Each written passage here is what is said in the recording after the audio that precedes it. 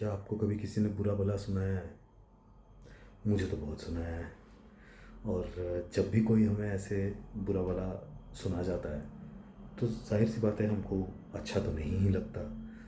और हम जब किसी और से ये चर्चा कर रहे होते हैं, किसी और को ये किस्सा बता रहे होते हैं, और बताते वक्त हम वो एग्जैक्ट वर्ड्स यूज़ नहीं करते और हम कहते हैं कि ये है वो है, ऐसा है वैसा है।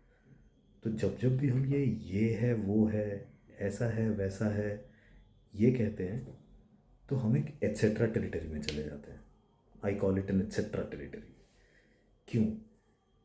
मुझे लगता है कि ये सिर्फ तीन ही टाइम ऐसा हो सकता है। इसके तीन कारण हो सकते हैं, और उनमें से पहला ये है कि या तो जब हमसे कहा जा रहा था हमने ढंग से पूरी बात सुनी ही नहीं। दूसरा तब जब हम भूल गए हैं, क्योंकि हमको बुरा लगा है, थोड़ा सा हमें गुस्सा आया है कह लीजिए, या हमें बुरा लगा है, तो हम भूल गए हैं आधी बात। और तीसरा तब कि ये किस्सा सुनाते वक्त हमारे को अंदर से रियलाइज़ हुआ कि अरे उतना बुरा उसने कुछ कहा नहीं था, एक्चुअली उतना ऑफेंसिव कुछ था नहीं। तो एट्सेट्रा टेरिटरी में जाने से हमको अवॉइड करना है।